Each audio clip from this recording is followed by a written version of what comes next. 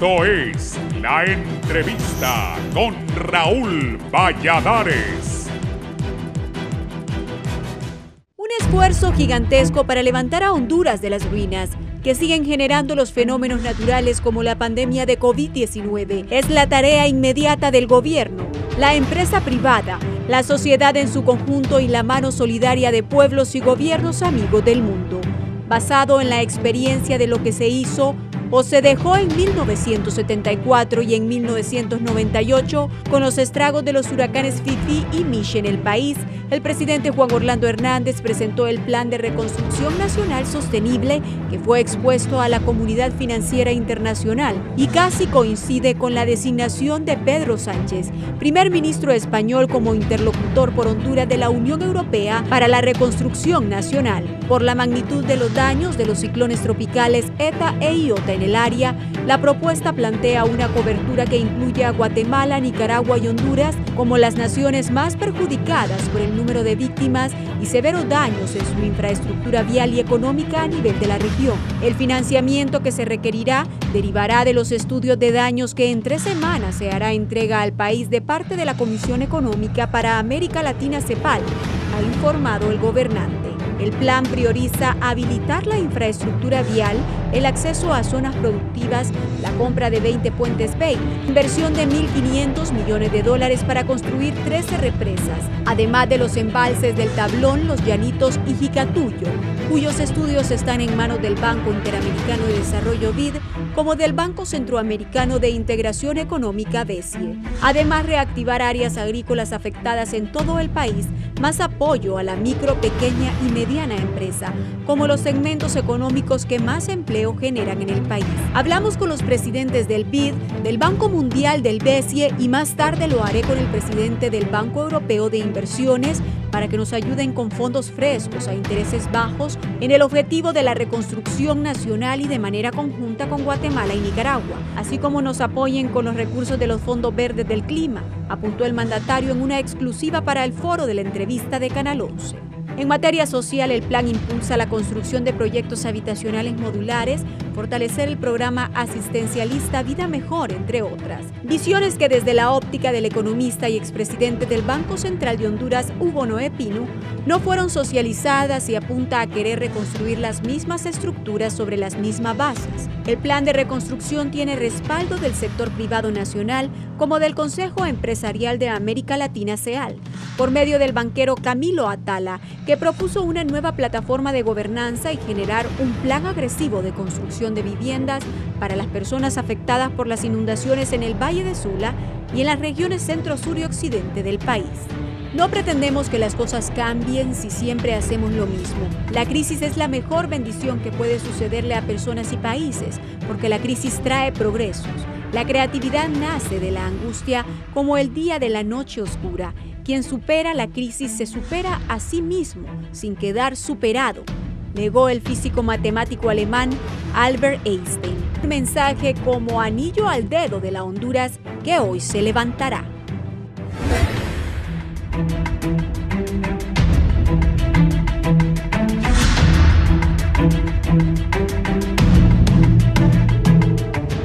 Buenos días, gracias por estar en la entrevista. Vamos a hablar del Plan de Reconstrucción Nacional.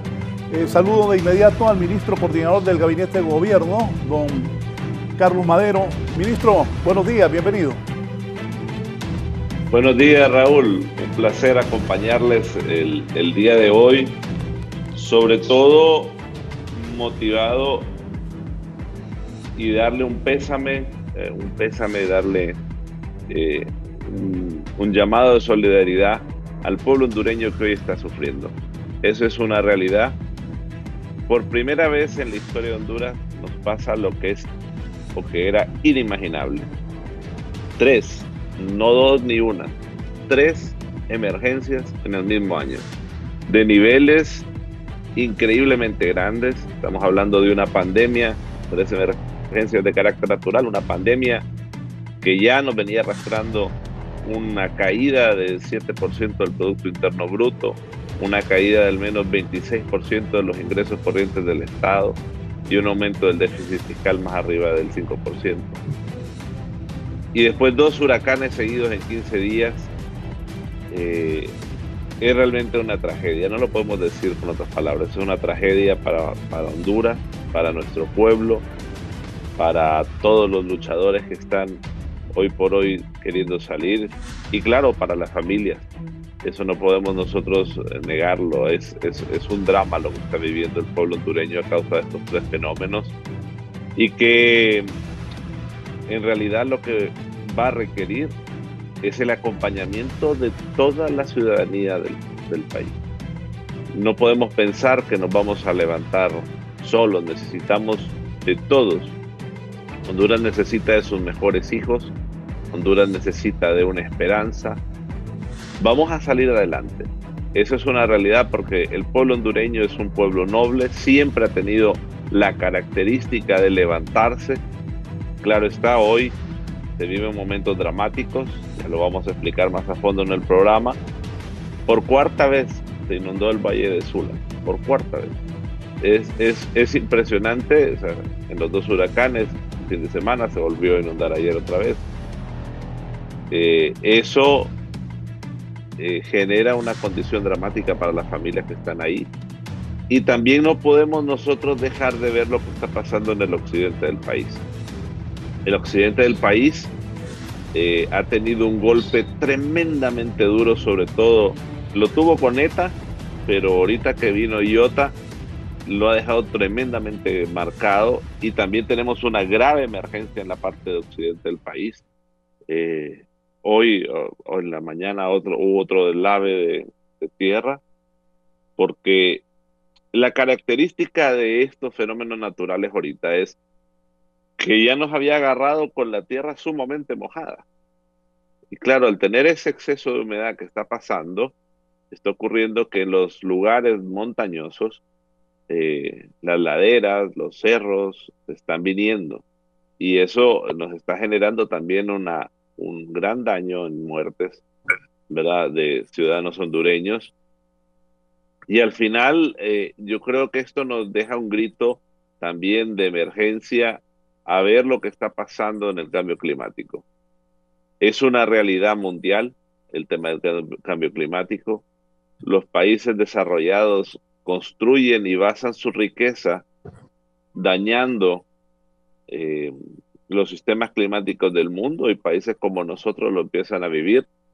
Y también hay que reconocer que internamente esto tiene un factor fundamental en la cantidad de incendios que se hacen todos los años, la devastación de las cuencas de agua.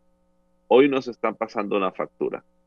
Hoy nos pasan una factura terrible, ¿verdad? Porque claro, esa destrucción del medio ambiente, y todos hemos sido testigos por años, año tras año, tras año, tras año, hay cualquier cantidad de bosque quemado, cualquier cantidad de cuencas comprometidas, y hoy por hoy miramos el resultado de eso,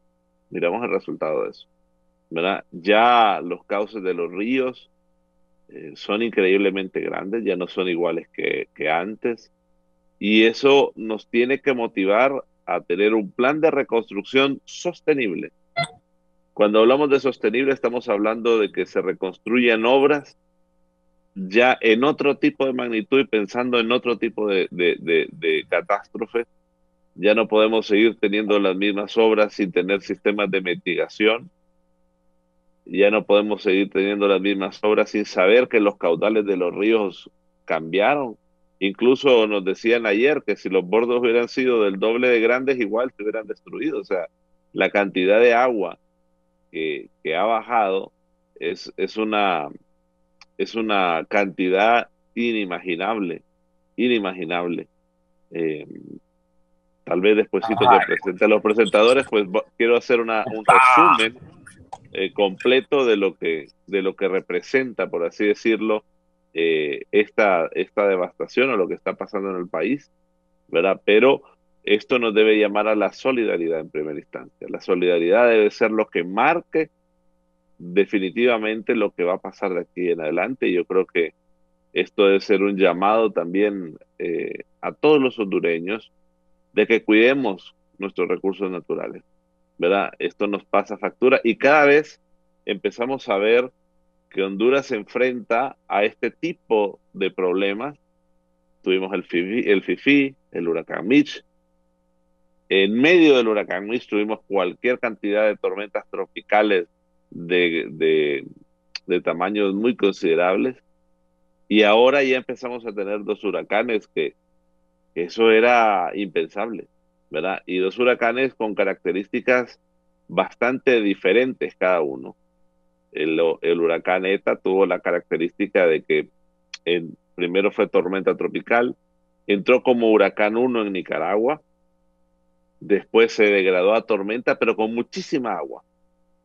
Y el huracán Iota fue un huracán que entró y se empezó a formar como huracán, se convirtió en un gran monstruo, en un huracán categoría 5. Y aquí la mano de Dios, hay que decirlo, a pesar de toda la destrucción, creemos que esto pudo haber sido 2, 3, 4, 5 veces peor inclusive, ¿verdad?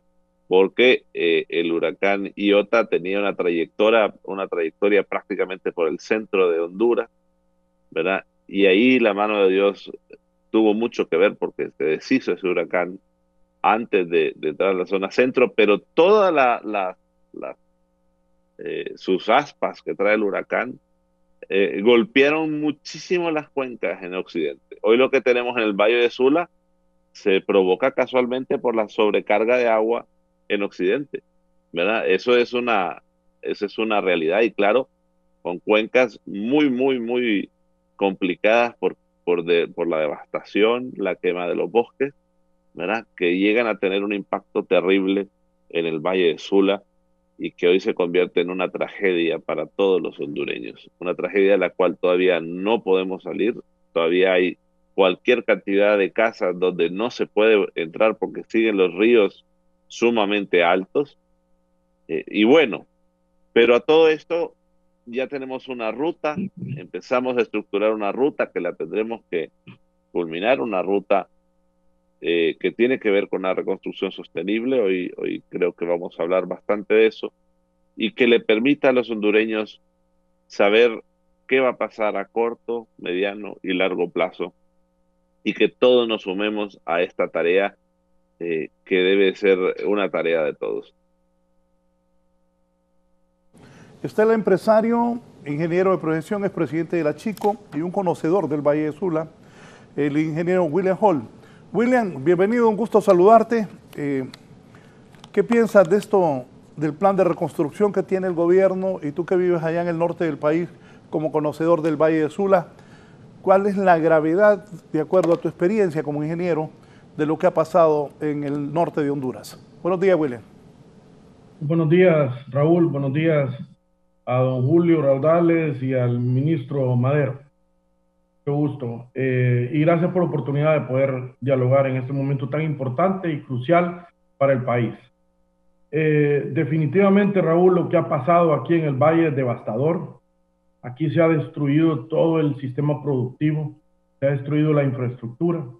Yo creo que lo más importante es que se ha destruido el tejido social. Aquí tenemos, como decía el ministro Madero, tenemos casas todavía que tienen 20 días de estar inundadas. Aquí hay comunidades completas que fueron destruidas, completamente destruidas. Aquí tenemos nosotros familias que están viviendo en albergues. Aquí tenemos jóvenes que han perdido la esperanza en el futuro. Esto es grave porque es realmente la reconstrucción también del tejido social que tenemos que lograr. Si bien es cierto, ya veníamos destruidos por el COVID, ¿verdad? Y esto realmente ha rematado la capacidad del país, especialmente la capacidad productiva del país. La devastación en el valle, realmente yo soy de los que digo que hay que venir a verla. Hay que entrar a las comunidades y verla, dialogar con la gente, para realmente entender la magnitud de lo que estamos hablando. Esto es dramático, es un drama humano que están viviendo muchísimas de las familias, algunos de ellos que han sido inundados, como dijo el ministro, 4 veces. 4 veces se han inundado en sus viviendas. Así que el problema que estamos enfrentando es un problema enorme. No solamente es un problema de reconstrucción de infraestructura, es un problema de reconstrucción de la capacidad productiva del país, de las viviendas y las familias de reconstrucción del tejido social también, para volver a recuperar. Recuerden que en el Valle de Sula es donde se genera la mayor riqueza del país. Y esto tiene que ser una prioridad nacional, tiene que ser una prioridad internacional, porque de aquí es donde realmente nosotros sostenemos la economía del país.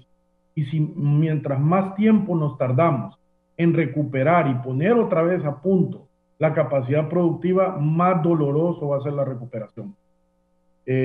La vulnerabilidad que hoy tenemos en los bordos, en los sistemas de canales y bordos en el país es dramática, pues.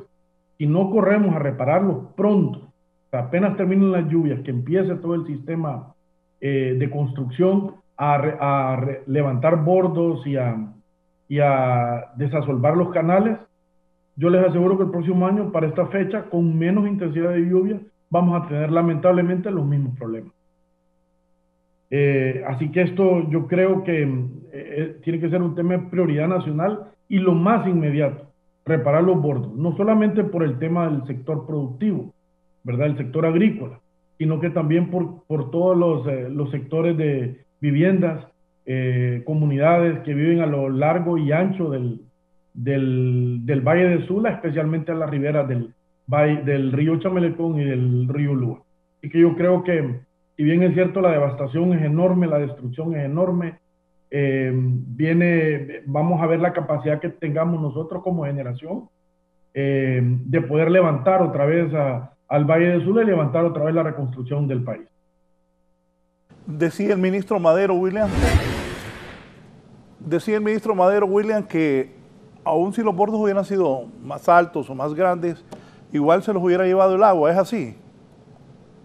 Mire, yo no me atrevería a decir eso, pero tampoco lo puedo contradecir a él. Yo lo que creo que el primer huracán ETA destruyó el sistema de bordos, ¿verdad? Y lo que vino a hacer Iota es terminar de destruir lo poco que quedó y la erosión, la erosión que había en los bordos anteriormente de ETA y Iota definitivamente afectó muchísimo, pues.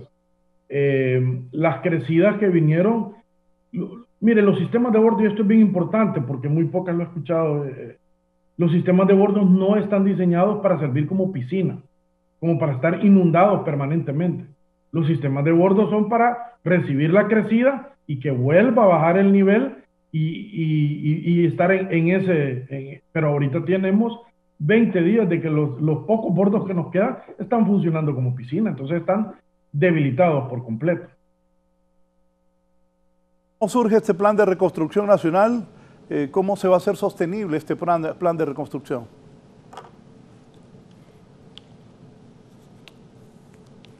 ¿Aló? Ministro Madero, le decía que cómo surge el plan de reconstrucción nacional y cómo se va a hacer sostenible este mismo plan. Sí, tal vez me gustaría, si pudiesen darme la oportunidad de presentar un par de láminas para poder explicarlo y que la población lo pueda entender. Porque esto hay que entender el contexto total y general y cómo está esta hoja de ruta. Yo voy a tratar de compartir y aprovechar aquí la pantalla, ¿verdad? Si me dan autorización ahí en el canal para hacerlo, es un poco mejor, ¿verdad? Poder expresarles cómo se está trabajando y cómo es esta hoja de ruta. Permítame un segundito, vamos a hacer una transmisión aquí. Sobre todo para que podamos entender un poco dónde estábamos, ¿verdad? Hay que entender un poco el contexto de donde veníamos, porque esta emergencia, esta triple emergencia, nos va a suponer un reto impresionante.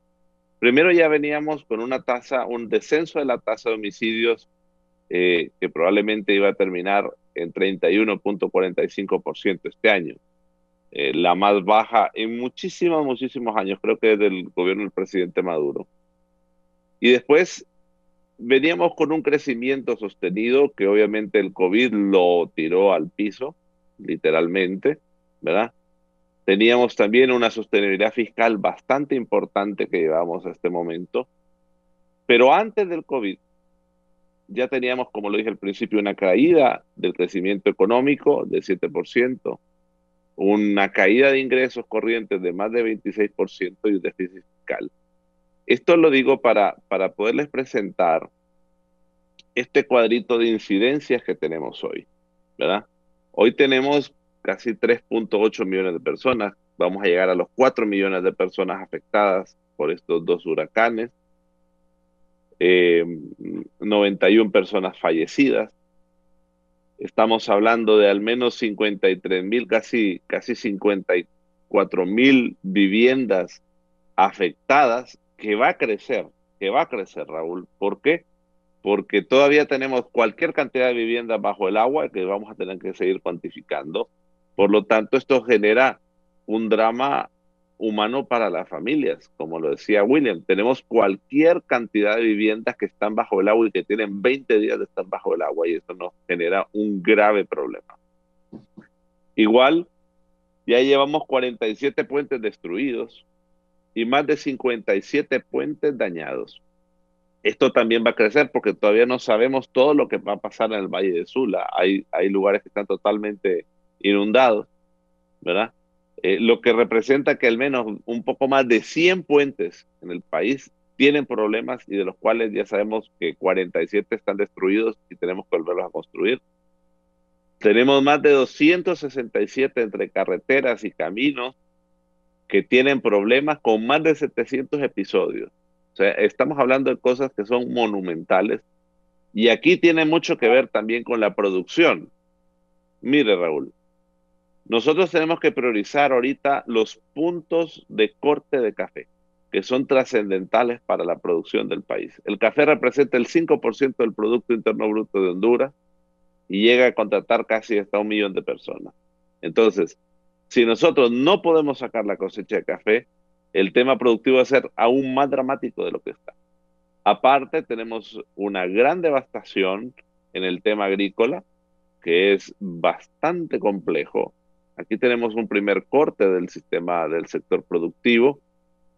Tenemos casi 55,000 manzanas de productos agrícolas que están totalmente perdidas, o sea, que ya no las vamos a recuperar.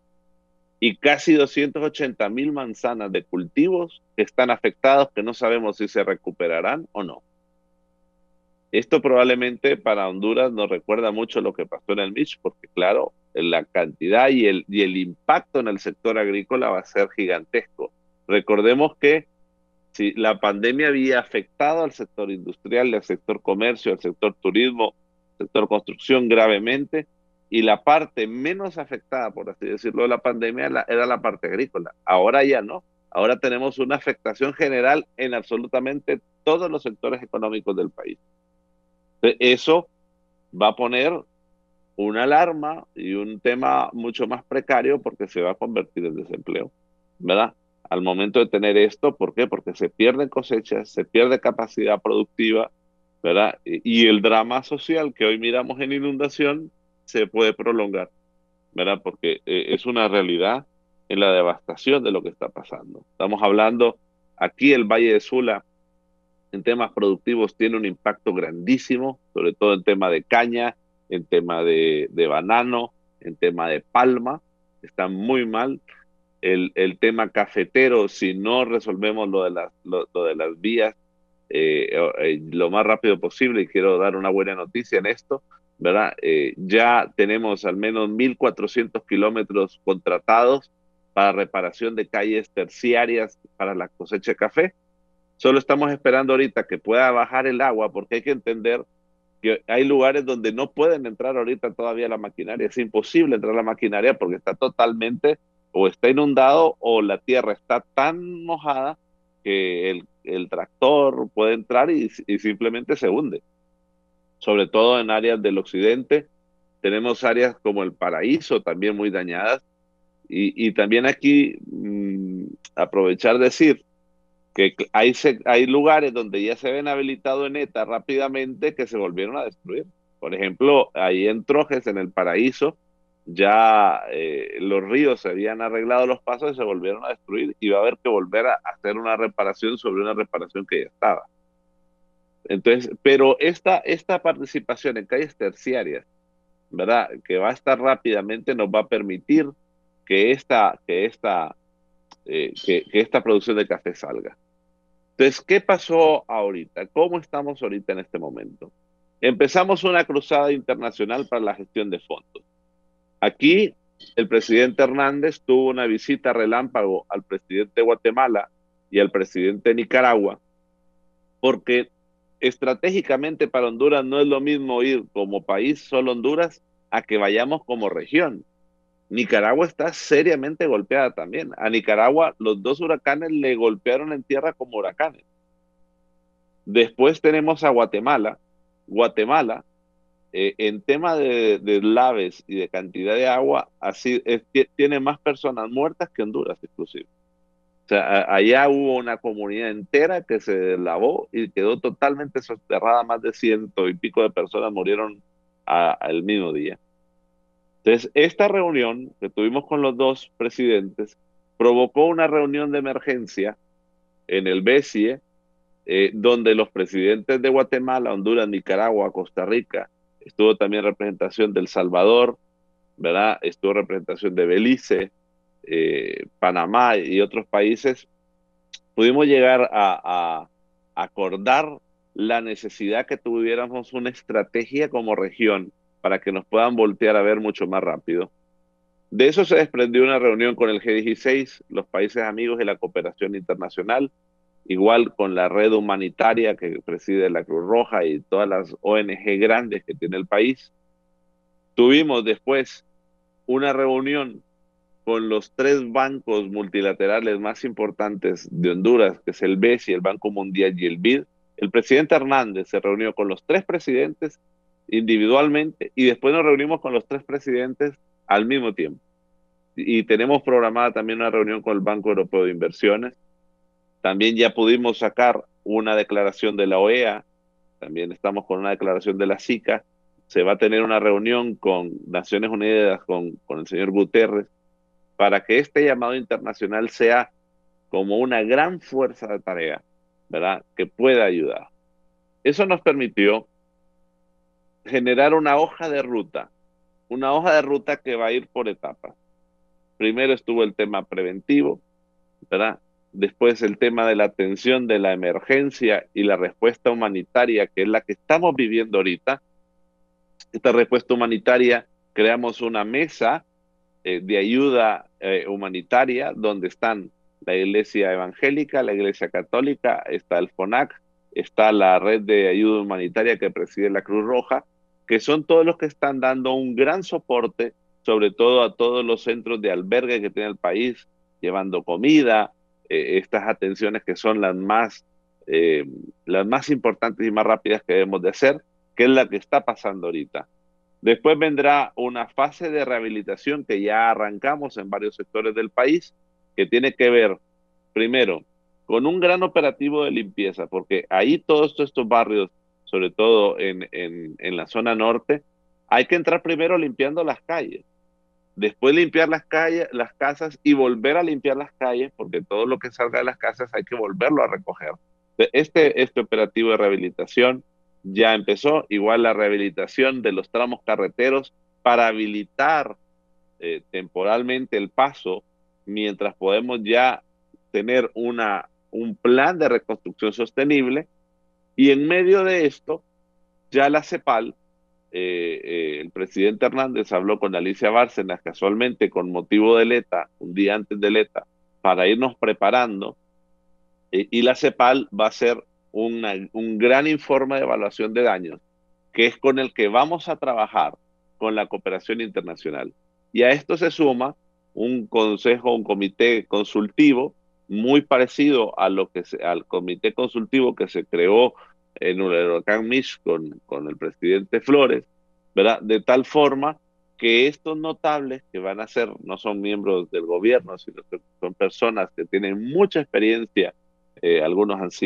Algunos trabajaron durante el Mitch en cómo se hizo la reconstrucción, otros han tenido mucha experiencia en temas económicos, ¿verdad? Puedan ayudarnos a construir este plan de reconstrucción sostenible, que es el que se va a presentar con los diferentes cooperantes del mundo, ¿verdad? Para tener ya toda la ruta de mediano y largo plazo que deberá contar el país.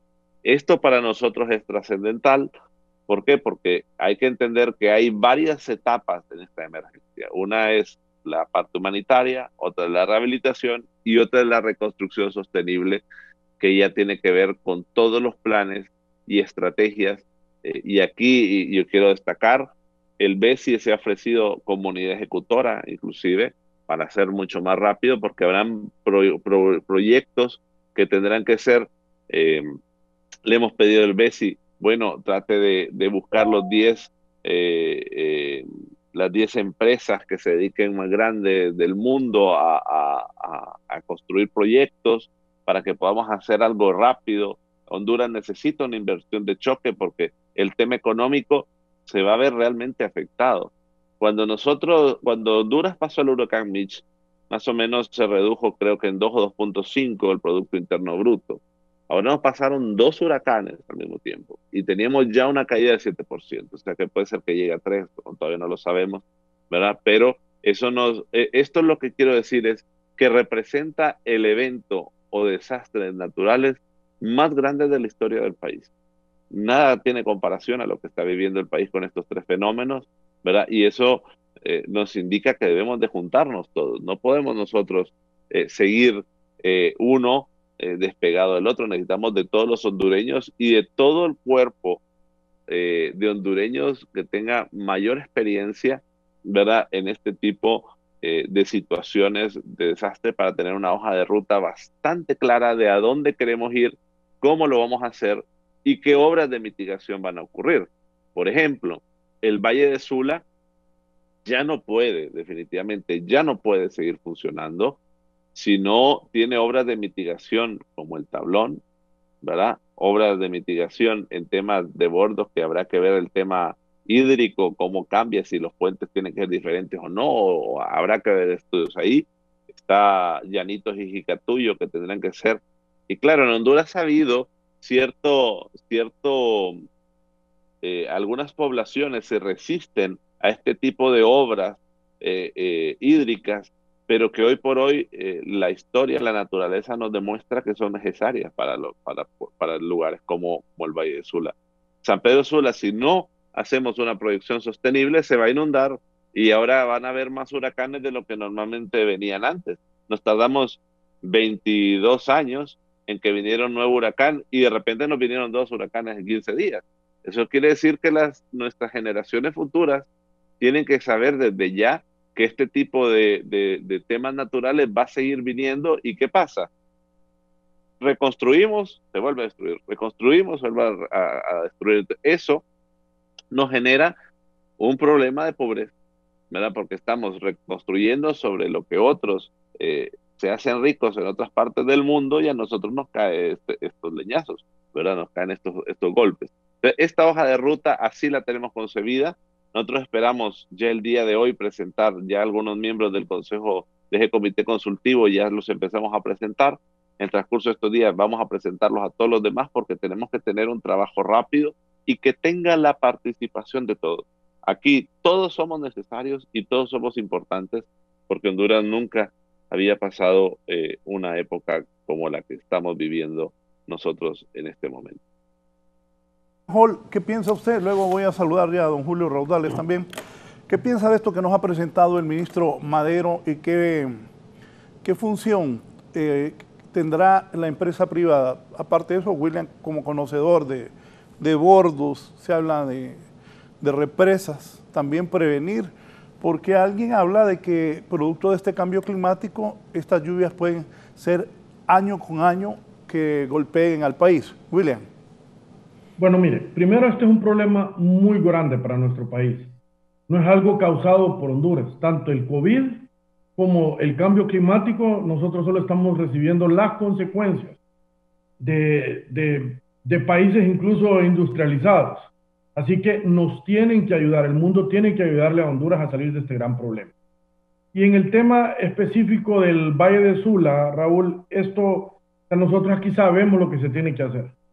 Ya sabemos lo que se tiene que hacer, y lo primero que tenemos que hacer es reconstruir bordos y canales en menos de que inicie el próximo invierno. Quiere decir que tenemos aproximadamente 9 meses para volver a reconstruir el sistema de canales y bordos del Valle de Sula, que eso va a permitir poder generar la certidumbre tanto al sector productivo para poder hacer las inversiones y que no vayamos a perder el otro año, porque existe la posibilidad que podamos perder la producción del otro año si no iniciamos los procesos de reconstrucción de bordos y canales inmediatamente.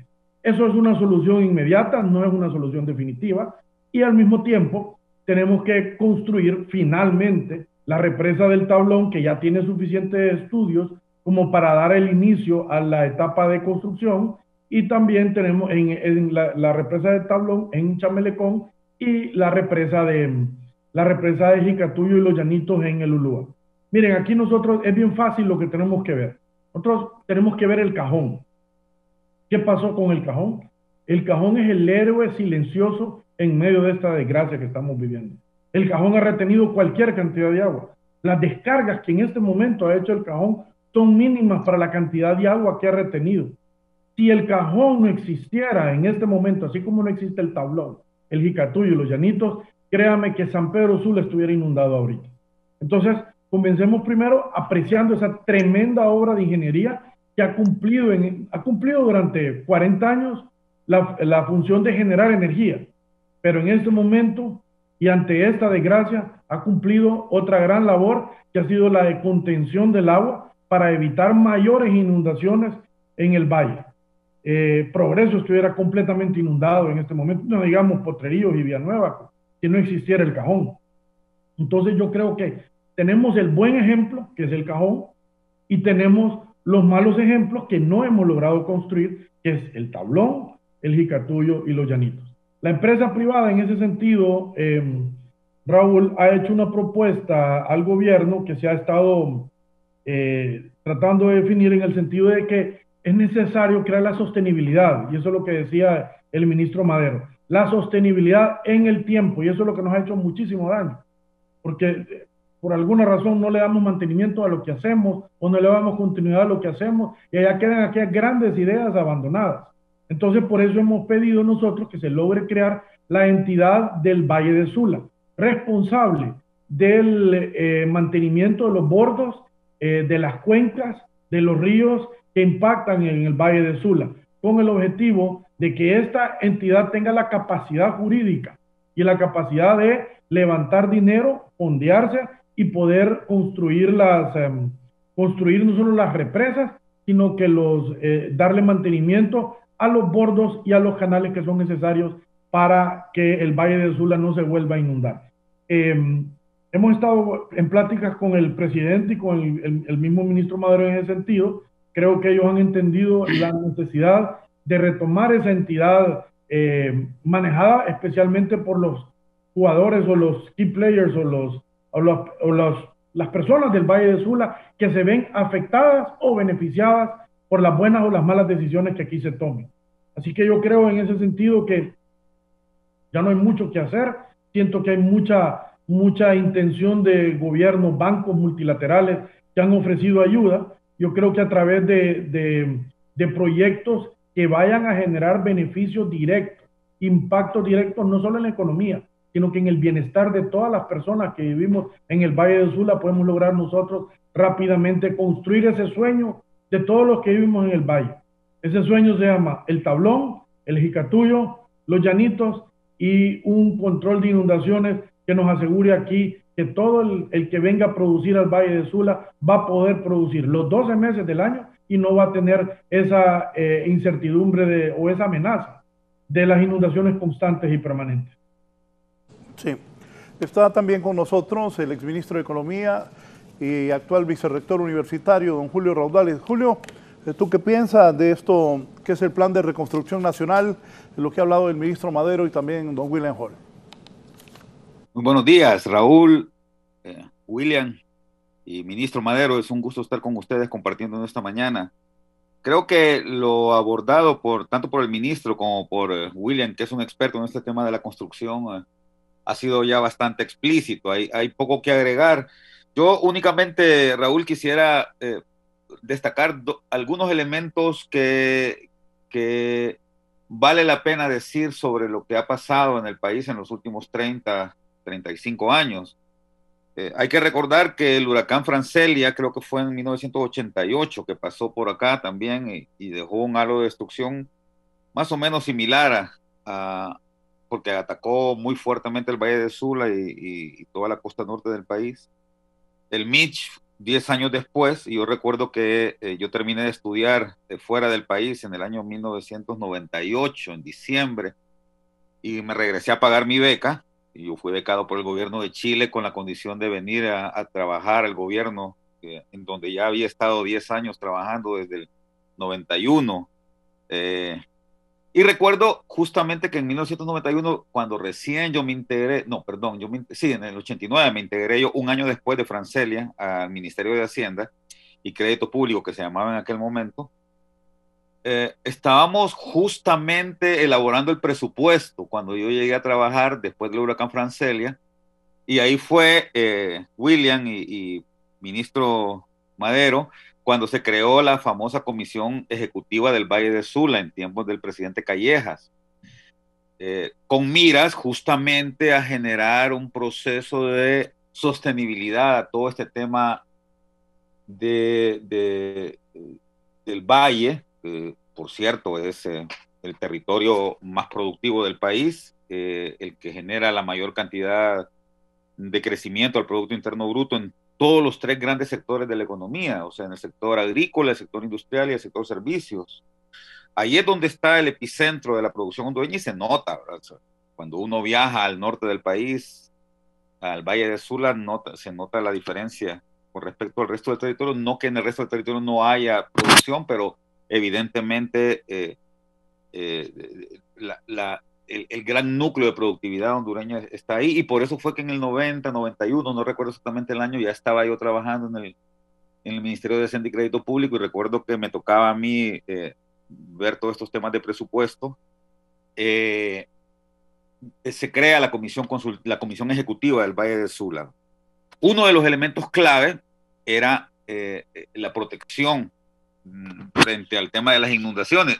Y recuerdo, William, que uno de los puntos focales que se trató desde aquel momento fue la construcción de 3 represas, que ya las mencionaste: Los Llanitos, Jicatuyo, estamos hablando de 1991, y el Tablón. Los Llanitos y Jicatuyo comenzaron, se buscó durante todo ese tiempo el financiamiento, no se logró. El tema del Tablón quedó en diseño. Luego vino el huracán Mitch. Yo me había ido en el 95 a estudiar fuera del país, y cuando regresé en el 98, pues justamente yo regresé en diciembre, acababa de pasar el huracán, hacía un poquito más de un mes, y recuerdo que ya para ese tiempo el recién inaugurado presidente Carlos Flores, que tenía 8 meses, 9 meses de ser presidente del país, con un capital político todavía bastante grande, se había ido al BID. Había también llamado al director gerente, era directora también, era costarricense, recuerdo, de la CEPAL, para que trabajara con nosotros el conteo de daños. Yo me vine a integrar en el 98, cuando regresé de estudiar, me vine a integrar al Ministerio de la Presidencia. El ministro era don Gustavo Alfaro, y a él se le otorgó la coordinación del Gabinete Especial para la Reconstrucción Nacional en aquel momento. Y nosotros, que estábamos en la Unidad de Apoyo Técnico de la Presidencia, pues en UNAT, teníamos que elaborar, luego de una reunión que, igual que ahorita, tuvieron los directores gerentes del BID, del Banco Mundial y del Banco Centroamericano, y acordaron, liderados por el BID, convocar a un grupo consultivo para la reconstrucción y transformación del país. Entonces nos tocó a nosotros, como equipo técnico en aquel momento, elaborar el llamado Plan Maestro de Reconstrucción y Transformación Nacional. No se me olvida que a mí me tocó elaborar la parte macroeconómica, porque yo recién acababa de venir de sacar mi estudio de especialización justamente en macroeconomía. Pero había sectorialistas ahí en el Ministerio de la Presidencia, ¿verdad? Había gente especializada en los temas de infraestructura, gente en la parte agrícola, alimentaria, salud, educación, etc. Y así fue como en el mes de mayo del 99 se viajó a Estocolmo, Suecia, y allá se presentó el llamado Plan Maestro para la Reconstrucción y Transformación Nacional.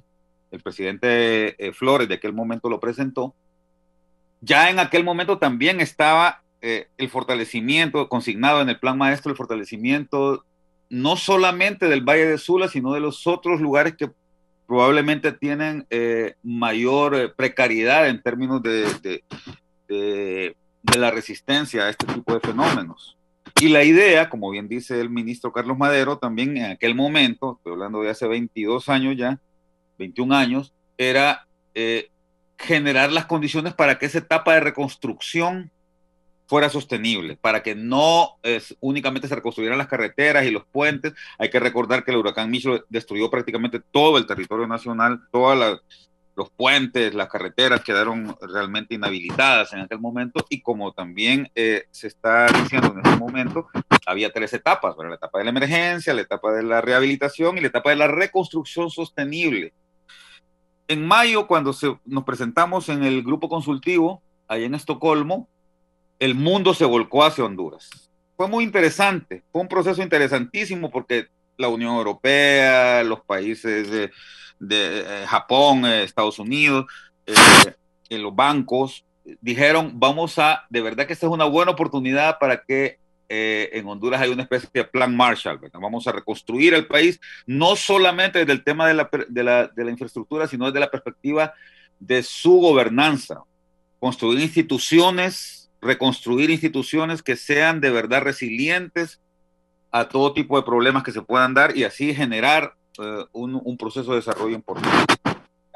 Y se emitió una declaración ahí en el mes de junio, porque el grupo consultivo fue a finales de mayo y comienzos de junio. En el mes de junio, creo que fue 5 de junio, se emitió una declaración que se llamó Declaración de Estocolmo, que tenía 5 principios que tenían que ver justamente con la reconstrucción y transformación, reducción de la pobreza, gobernanza, el tema de cambio climático y todo esto.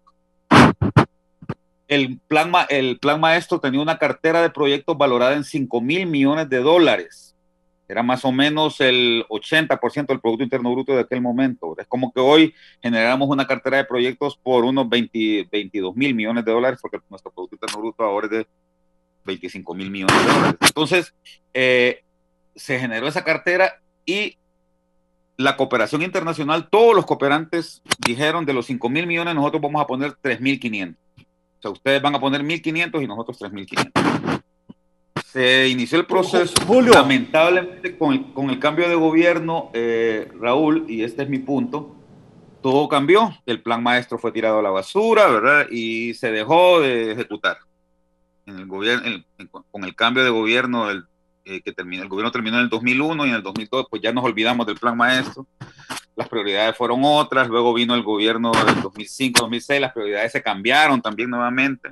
En el 2010 se instauró un plan de nación con una visión de 28 años, también en el 2014 se cambió. Entonces, a ver, mi punto acá es que todo este asunto que se está valorando ahora, Raúl, ministro Madero y William, no es nuevo.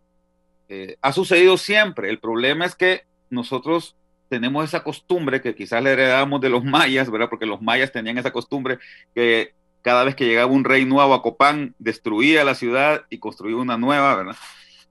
Hasta que tuvimos 18 conejos, que ahí terminó todo, ¿verdad? Pero da la impresión de que cada vez que inicia un nuevo gobierno, como que las cosas terminan. Y yo creo aquí, ministro Madero, que es muy importante que desde el sector oficial hagamos un gran esfuerzo para construir un proceso que sea sostenible, que pueda supervivir. Me parece que es muy buena idea esto del Consejo Consultivo, en donde sea multipartidario y donde haya personas que tienen mucha experiencia, y sobre todo la voluntad de hacer de este un proceso sostenible que pueda supervivir a las distintas etapas del proceso democrático, que también es necesario. Los cambios de gobierno son necesarios, pero el problema es que no podemos en el país hacer un cambio de gobierno y que este gobierno pretenda que todo lo que hizo el anterior no sirve para nada y que hay que construir algo totalmente nuevo, porque entonces volvemos a empezar, como bien decía William, imagínate, retomar otra vez el tema de la Comisión Ejecutiva del Valle del Sur, la verdad que era tan importante para el país, y que no solamente ahí, sino que en las otras regiones también se consideren estas cosas como fundamentales. Creo que por ahí sería un buen camino y me parece muy congratulante, ministro Madero, que ustedes tengan en este consejo la posibilidad, en este consejo consultivo de personas con experiencia y además con voluntad, repito, la posibilidad de darle sostenibilidad a este proceso. Una pausa para seguir con mis invitados, el ministro Carlos Madero, don William Hall y don Julio Raudales. Pero aquí hablemos claro. ¿Qué van a hacer para que la comunidad internacional le ayude a Honduras? Ese equipo de personas que va a reconstruir el Valle de Sula, ¿cómo van a hacer para sostenerlo? Estamos a un año de las elecciones generales. Y todos los ministros, si no gana el Partido Nacional, aún ganando el Partido Nacional, se van. Esa es la realidad de Honduras. Y el otro día, el jueves, se lo dije al presidente, él me habló de 13 represas. Lo que pasa que lo que Julio Raudales está diciendo es cierto. Viene un gobierno y todo lo que hizo el anterior es malo. ¿Cómo vamos a hacer ante eso? Por ejemplo, esa comisión del Valle de Sula deberían ser personas que no las muevan de los cargos, porque todos los años estamos en los mismos, y aquí Julio relató la historia de los huracanes en Honduras, y ponerme una toma de la Lima, y la Lima está inundada otra vez. Ahí está, miren, es la Lima hoy. Imagínense cuando estaba lloviendo. El Villeda Morales está inundado totalmente. Está bien los planes, pero ¿cómo los van a hacer realidad y cómo vamos a lograr que los políticos entiendan que gente que maneje el Valle de Sula tiene que ser como en Estados Unidos? En Estados Unidos, un juez de la Corte Suprema se retira del cargo porque ya se va a morir o porque se muere. No los están quitando. Desgraciadamente aquí en Honduras eso no ocurre. Estamos a un año de las elecciones y si el Partido Nacional no gana, todos los ministros van para afuera. Eso es parte del problema de Honduras. Comenzó el juicio al expresidente francés Nicolas Sarkozy, acusado de corrupción y tráfico de influencias en medio de un escándalo sobre vigilancia telefónica, una situación inédita para el exmandatario, quien ha sido objeto de numerosas investigaciones desde que concluyó su periodo en el 2012. Sarkozy está acusado de tratar ilegalmente de obtener información de un juez sobre una pesquisa en su contra que comenzó en el 2014. Está siendo enjuiciado en el Tribunal de París junto con su abogado Thierry Herzog y el juez Gilbert Acibert. De ser hallados culpables, podrían ser sentenciados a 10 años de cárcel y pagar una multa de 1 millón de euros. Todos los señalados rechazan las acusaciones. Sarkozy y Herzog son sospechosos de haber prometido a Acibert un empleo en Mónaco a cambio de información sobre la investigación sobre un financiamiento ilegal de la campaña presidencial del 2007 por parte de Liliane Bettencourt, heredera de la fortuna de L'Oréal y la mujer más acaudalada de Francia. Para 11 Noticias, Raúl Valladares.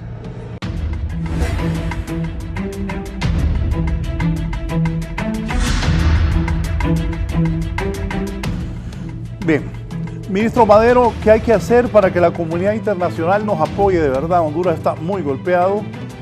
Mucha gente, y les explicaba aquí a mis compañeros, Tegucigalpa no fue tan golpeado con estos dos huracanes, pero sí el Valle de Sula. Y no es que yo sea pesimista, pero es cierto, en un año vamos a elecciones generales y si hay cambio de gobierno, hay cambio de funcionarios. ¿Cómo se va a hacer para también que los precandidatos tengan la conciencia de si hacen ese equipo de reconstrucción del Valle de Sula, se piensa en mantener esa gente, tal vez que no sean políticos, que sean ingenieros, así como William, como otros empresarios que saben de esto? Ministro, ¿cómo vamos a hacer para que la comunidad internacional de verdad nos apoye ante tanta necesidad que tenemos? Bueno, mire, Raúl, en primer lugar es muy importante que el ejercicio que se está haciendo ahorita de esta, podemos decir, esta gran cruzada o fuerza de tarea de ayuda internacional, claro está, va a tener mucho respaldo en lo que se pueda llamar este plan de reconstrucción sostenible, ¿verdad? O sea, definitivamente lo que se pueda, toda la ayuda que se canalice, estos sectores, estas instituciones internacionales van a estar muy pendientes de lo que salga de este plan. ¿Por qué? Porque este plan tiene un soporte que es la medición de la CEPAL. La CEPAL es una institución sumamente creíble y que le va a dar el soporte casualmente a lo que vamos a presentar a la comunidad internacional como plan de reconstrucción sostenible. Entonces, esto, aunado a este consejo, a este comité consultivo que se está creando, que no es gente del gobierno, es gente que ha tenido puestos están en otros partidos y no son funcionarios públicos. Eso ayuda mucho y da credibilidad, porque este no va a ser un plan del gobierno, va a ser un plan de Honduras. Queremos que sea un plan de todos, un plan de toda la gente, ¿verdad? Ya se habló con el G16, ellos también están totalmente al tanto. Ahorita el G16 lo preside Naciones Unidas, que también tiene una muy buena relación con la red de ayuda humanitaria, donde está la Cruz Roja y todos los demás, ¿verdad? Y por eso es que es trascendental que tengamos lo más rápido posible este plan y efectivamente tengamos un país anfitrión, como lo estaba diciendo Julio. Eso es muy importante porque es el que nos ayuda, por así decir, a canalizar toda la ayuda internacional. Porque aquí va a venir en dos vías. Una es lo que tiene que ver con donación internacional, y otra es lo que tiene que ver con los órganos de financiamiento del país, ¿verdad? Recordemos que las condiciones ya no son las mismas. O sea, estamos hablando que estamos en una emergencia, pero que todo el planeta está también en una emergencia. Todos los países están en una emergencia interna porque tienen el COVID por sí solo, es fuertísimo. O sea, el COVID para una nación es igual de fuerte que un huracán, por así decirlo, ¿verdad? Entonces, y nosotros tenemos 3 veces eso, tenemos realmente un problema grande, ¿verdad? Ahora, el proceso democrático de Honduras, el gobierno lo va a respaldar al 100%. Y eso lo digo porque algunos políticos hablan ahí papadas, andan inventando cosas raras. Estamos hablando que el otro año van a haber elecciones internas en la fecha que corresponde y elecciones generales en la fecha que corresponde. Eso, tengamos o no tengamos problemas de emergencia, va sí o sí. Y el presidente Hernández no va a participar en ese proceso de elecciones. O sea, eso significa que para el 2022 tendremos un nuevo presidente o presidenta. Eso va a ser una realidad y que el gobierno lo va a cumplir a cabalidad. Ahora, el hecho de que tengamos este consejo consultivo, que tenga participación de otras figuras, de otros partidos políticos, es lo que debe llamar a la certeza de que se pueda cumplir, ¿verdad? Hemos hablado con el sector privado de esta nueva entidad del Valle de Sula, efectivamente, como le decía William, que tiene que ser una entidad mucho más fuerte, mucho más robusta de lo que tenemos, porque las obras de infraestructura no son pequeñas, son obras muy grandes. Claro, habrá unas que tenemos que priorizar inmediatamente, como los bordos.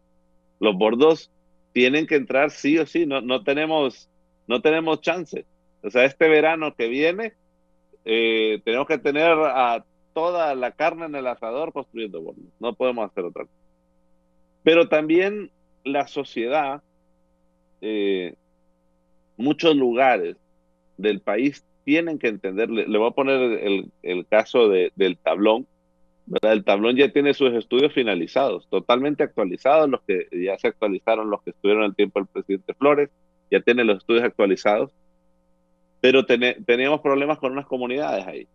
Entonces, tenemos que entender como sociedad que hay ciertas obras que son por el bien común de grandes mayorías, ¿verdad? Y que de repente hay que hacer movilizaciones de algunas comunidades cuando tenemos este tipo de obras a condiciones que sean mejores que en las que viven, pero que se tienen que dar.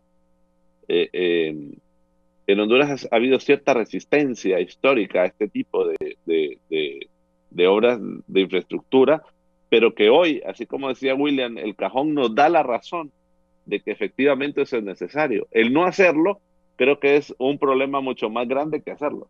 Entonces, eso también. Y hay temas que son prioritarios.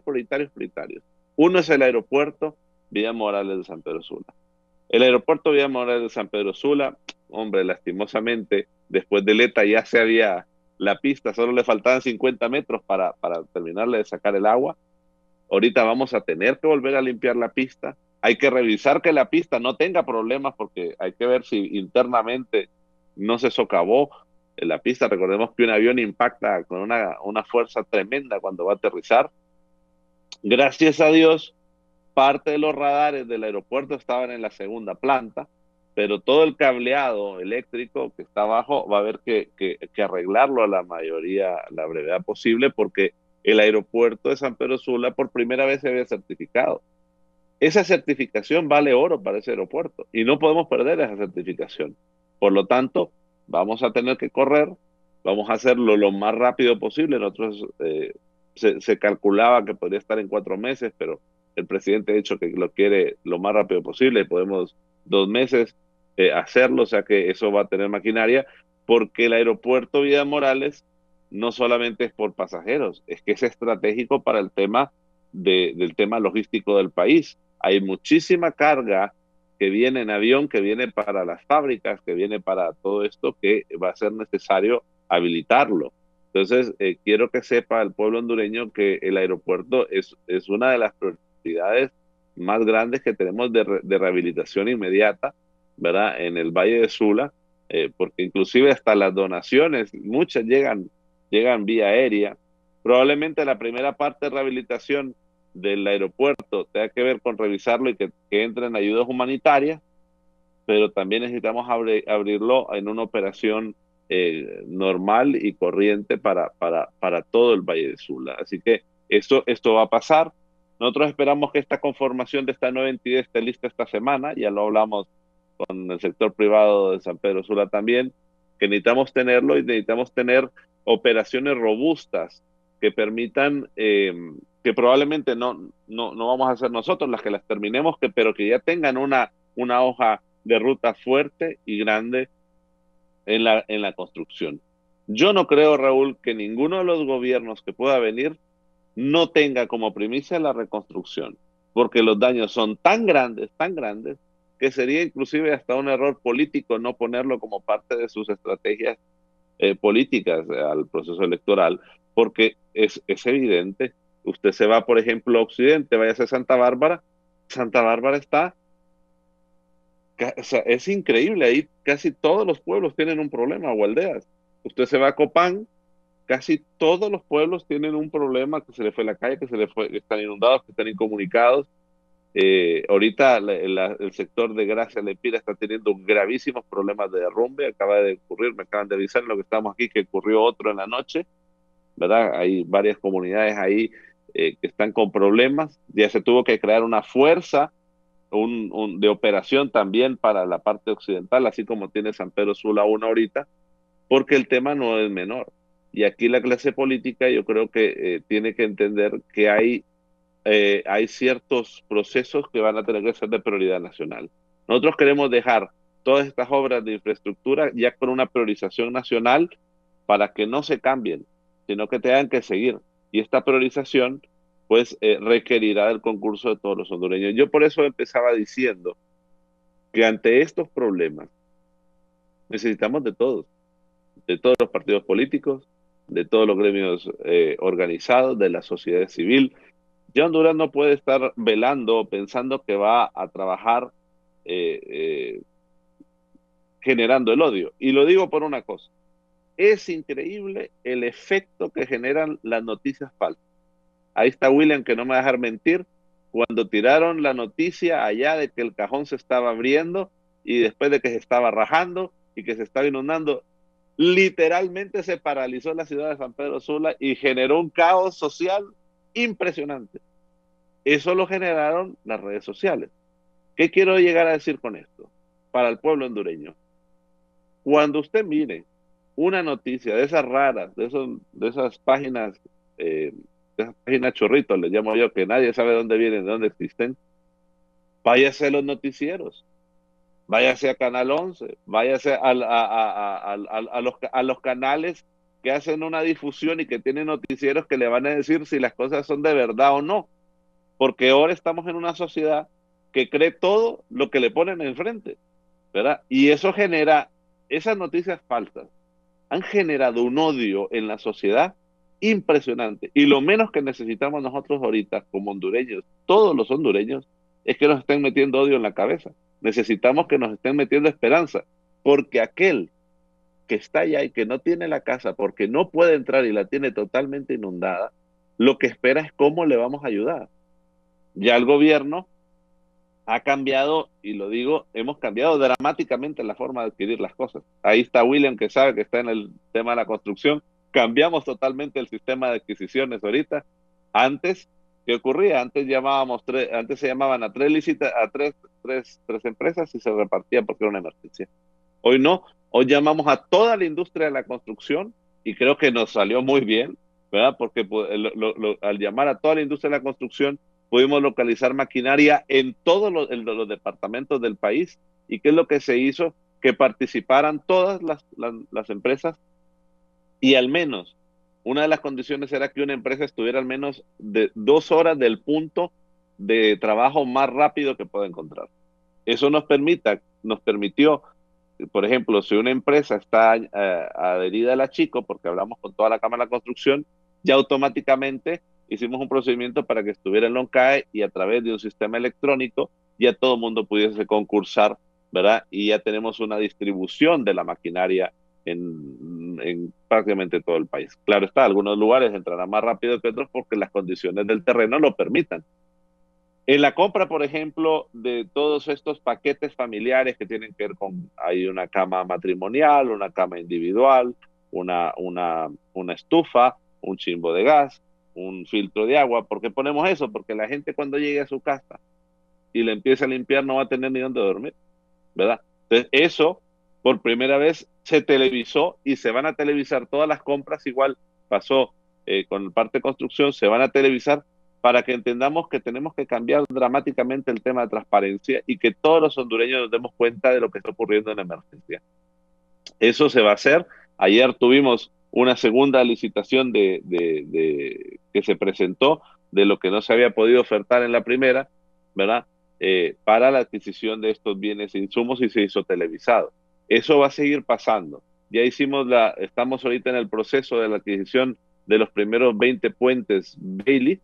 Creo que van a ser más, porque definitivamente llegamos a 47 puentes destruidos, ¿verdad? Ahí hay algunos puentes, por ejemplo, nos explicaban ayer que algunos puentes tienen fallas adentro del puente y que probablemente habrá que poner algunos donde pongamos un puente sobre otro puente porque el puente abajo está estructuralmente dañado. Y aunque uno lo mire en la carretera, por bajo está destruido. Nos decían que, por ejemplo, el puente del Canal Maya está bastante dañado.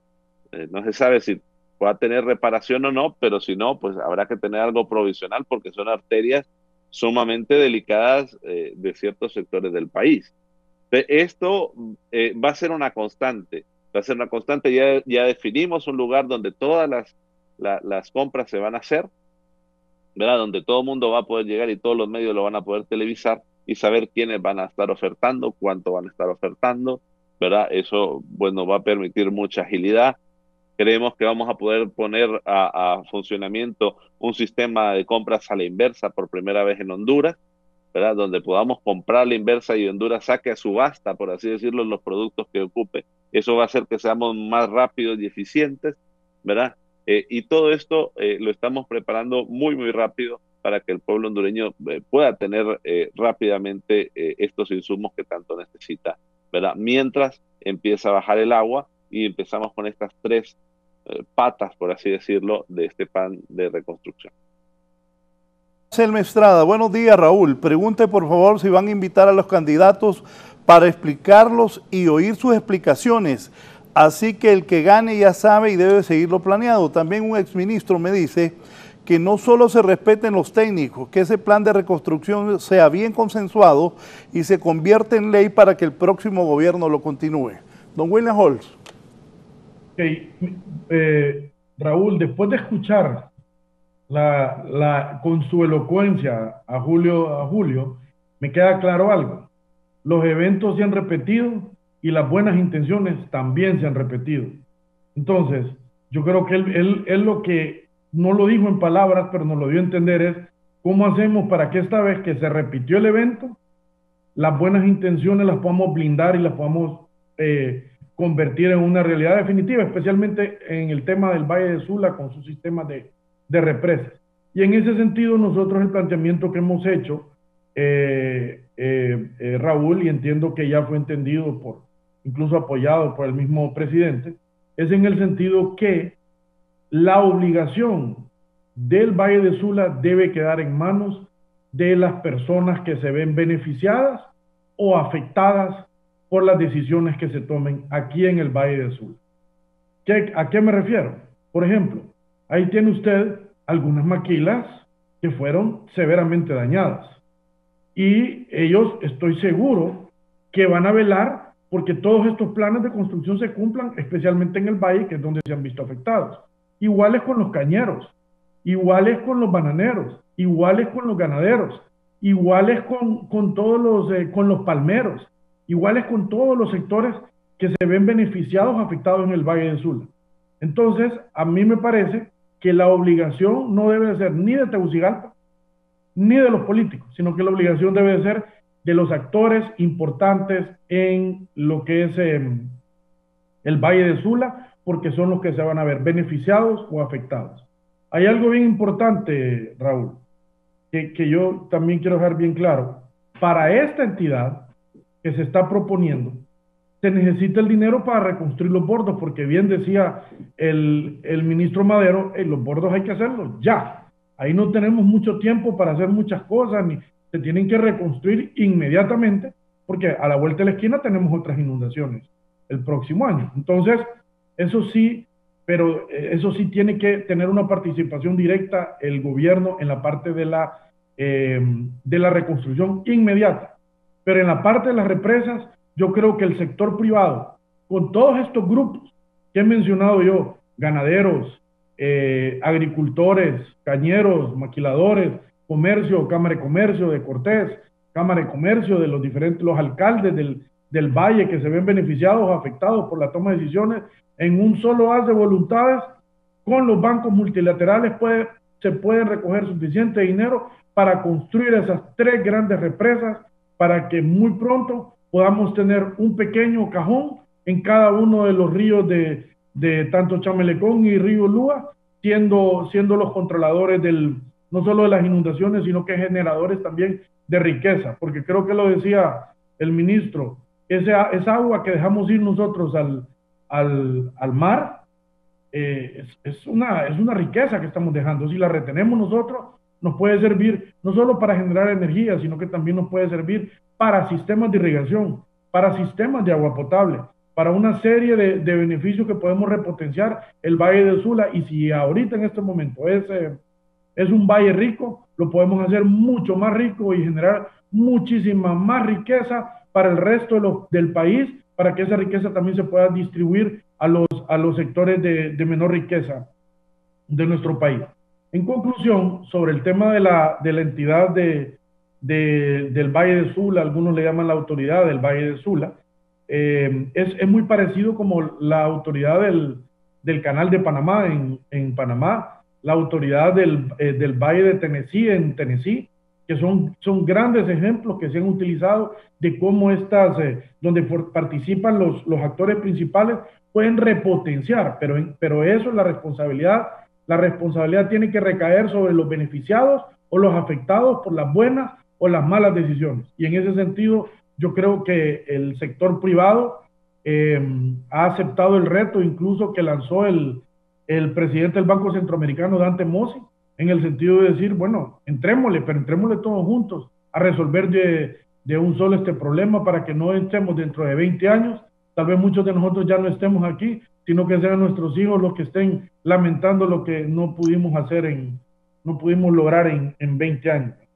Y con el tema de alguna manera, creo yo que en la etapa inmediata de esta autoridad se debería de dirigir una parte del impuesto sobre venta generado en el Valle de Sula para que sea el capital semilla para potenciar esta autoridad y que le permita dar el kickback, y de tal manera que pueda iniciar. Yo creo que lo que ahora se necesita es la voluntad política para que esto se lleve a cabo. Como yo les decía, en las pláticas que hemos tenido con el presidente, que han sido, después de ETA, han sido varias, creo que el sábado, si no me equivoco, ministro Madero, tuvimos otra, ahí ya fuimos más concluyentes en el sentido de dar esos pasos para lograr esa autonomía, esa autoridad que le permita al Valle de Sula ser su propio gestor de su propio desarrollo. Don Julio, ¿qué piensa? ¿Cuál es el futuro, Julio? Mira, escucho con mucha atención a mis dos interlocutores y realmente pienso en que Honduras tiene la posibilidad, ahora sí, de dar un salto cualitativo. Si es que, como bien decía William y el ministro Madero, existe la voluntad política. Y ahí traigo la palabra colación, la palabra política. ¿Por qué? Porque la cosa pública es fundamental en estas circunstancias, ¿verdad? Hay un cuento interesante de Nigeria, ¿no? Dicen que en la constitución de Nigeria, hacen chiste los politólogos, ¿no? Dicen que en la constitución de Nigeria, el artículo 6 dice: arréglenselas como puedan, ¿no? Es decir, ¿para qué tenemos una constitución de la república si al final lo que te dice es arréglate la voz, ¿verdad? No hay nadie que te va a ayudar en esto. Creo que hay una razón fundamental por la cual existen los gobiernos y las políticas públicas para poder solventar lo que en teoría política se llama el bien público. Y hay algunos elementos que son muy importantes, Raúl, y que yo quiero destacar y que se han conversado ya en esta mañana. Uno de ellos, ya lo dijo el ministro Madero, las circunstancias de hoy son muy distintas a las de hace 21 años o 22 años cuando estábamos en el proceso del Plan Maestro de Reconstrucción y Transformación Nacional. ¿Por qué? Porque por dos razones fundamentales. La primera es porque, como bien decía el ministro, el mundo está en una situación de grave crisis, ¿verdad? De acuerdo al Fondo Monetario Internacional, el Producto Global va a caer más o menos en un 6%. Cosa que no había, por lo menos en lo que yo tengo recuerdo, no había sucedido nunca en el mundo desde la Segunda Guerra Mundial, por supuesto, ¿no? O sea, que el Producto Global caiga en tanto es tan potente que realmente provoca un impacto terrible, por ejemplo, en la tasa de interés global. Entonces, los préstamos ya no se consiguen con la facilidad que se conseguían en aquel tiempo. Hay que recordar, Raúl, Carlitos y William, que en los 90 veníamos más bien saliendo de la famosa burbuja.com, ¿verdad? El mundo estaba en una etapa de crecimiento muy fuerte, había plata de sobra para financiar proyectos de inversión y más bien los cooperantes por eso fue que se dispararon tan rápido en venir a apoyar el proceso de reconstrucción de Honduras. Ese escenario no existe ahora, es bastante más complicado. Y la segunda razón es porque, por lo que te digo, en aquel momento recuerdo que a nosotros nos tocó ir en la instauración del llamado Grupo de Seguimiento a los Acuerdos de Estocolmo. Así se llama todavía, existe, pero estaba conformado por 5 países: Estados Unidos, Suecia, Alemania, Japón y España. 5 países, y le dijeron, para no ponerles el nombre tan largo de Grupo de Seguimiento a los Acuerdos de Estocolmo, le pusieron G5. Luego creció, llegó a ser de 17 miembros allá por el 2005-2006, se llamaba G17, y cuando se fue a Inglaterra, que Inglaterra retiró su cooperación de Honduras, entonces quedó como G16 y así se sigue llamando, a pesar de que todavía no son 16 miembros, son un poco más de 16. El punto es que esa gente que tenía tantas expectativas y que le dio seguimiento tan cercano con ese grupo a todo el proceso de reconstrucción, a la estrategia de reducción de la pobreza, al plan de nación posteriormente, yo he conversado con muchos de ellos y me dicen, ¿sabes qué? Es decepcionante. Nosotros le apostamos tanta plata a Honduras, le pusimos tanto entusiasmo al tema de reconstrucción y transformación, y resulta que en el 2009 dan un golpe de Estado. O sea, estoy repitiendo lo que me han dicho personas de Suecia, personas de Alemania, personas de Estados Unidos, ¿verdad? Entonces, como que yo percibo en la cooperación como menos ganas. No estoy diciendo que no lo van a hacer, estoy diciendo que se sienten como menos motivados de lo que estaban en el 99, ¿no? Dicho esto, hay un elemento que es fundamental, Raúl y ministro Madero y William. y es el tema del presupuesto nacional. Fíjense, la cooperación internacional en sus momentos más brillantes, más o menos representaba un monto en promedio entre, por ejemplo, en la primera década de este siglo, entre el 99 y el 2009, antes del golpe de Estado, la cooperación internacional era más o menos un promedio de unos 800 millones de dólares por año entre donaciones y préstamos. Hay que decir que durante esa primera etapa el monto por donaciones era mayor que el monto de préstamos, ¿verdad? Luego, en esta segunda década, a partir del gobierno del presidente Lobo para acá, se revirtió un poco ese concepto y la cooperación más o menos representa entre 500 y 600 millones, la mayoría de ellos préstamos. Las donaciones se han reducido ostensiblemente. Pero ¿qué quiero decir con esto? A ver, estamos hablando que en su mejor momento eran 800 millones de dólares, ponerle 17.000, 18.000 millones de lempiras. ¿Cuánto es el presupuesto nacional? Con fondos nacionales estoy hablando, lo que se recauda por tributación. Para este año se esperaban más o menos unos 118.000 millones de lempiras. Es decir, comparar 18.000 en el mejor momento de la cooperación internacional, ¿no?, versus 118.000 millones de lempiras, que es lo que los hondureños pagamos por impuestos. La diferencia es enorme. Tenemos nosotros mucho más capacidad que todos los cooperantes juntos para reconstruir nuestro país con nuestros propios recursos como hondureños.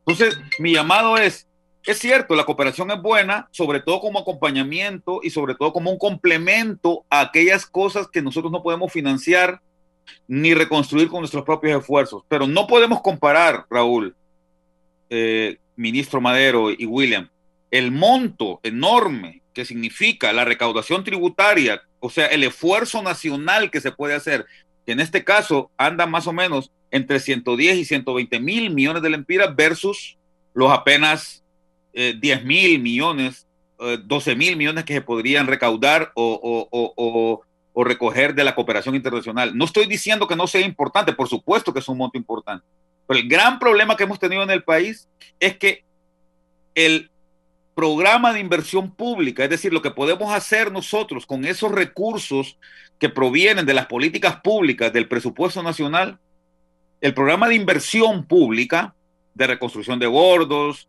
de cuidado de las cuencas hidrográficas para evitar, porque esto es clave, ¿verdad? Se habla mucho de que los bordos aquí, que los bordos allá, no, pero ¿qué pasa arriba, en la montaña, donde nace el río? Si estamos degradando el bosque, si no cuidamos la cuenca, ahí es donde tenemos que poner y apostarle para evitar que esas aguas lleguen de manera golpeada al mar. Pero bueno, el punto, y con esto cierro, Raúl, es si nosotros no podemos hacerlo con nuestro propio esfuerzo, del presupuesto de inversión pública, el 70% se financia con fondos externos. Y esto no puede seguir siendo así. El programa de inversión pública debe financiarse fundamentalmente con fondos nacionales. El problema es que si no tenemos un presupuesto bien asegurado, bien dirigido, bien alineado hacia las prioridades y sobre todo ciudadanizado, como bien dice William, que sea la gente allá, los expertos allá, los empresarios, las municipalidades, esta gente de las comunidades de agua, de las asociaciones de agua, de protectoras de agua potable, de las juntas de agua y otros entes ciudadanos que son importantes, dárselos a ellos es fundamental. El Plan de Nación que se aprobó en el 2010 buscaba eso, ciudadanizar el presupuesto nacional. Por eso se crearon los consejos regionales de desarrollo adjuntos al tema de la entidad del Valle de Sula, que me quitaste la palabra de la boca, William, yo quería decirlo, pero ya lo dijiste vos, lo voy a repetir. Váyanse a ver el modelo panameño del Canal de Panamá. Ahí, esa gente que está ahí en ese consejo del Canal de Panamá, en esa autoridad del canal, es sagrada, eso no se toca. Raúl lo decía, ya ponía el ejemplo de los Estados Unidos, de los jueces. Acá, váyanse aquí cerca, el Canal de Panamá.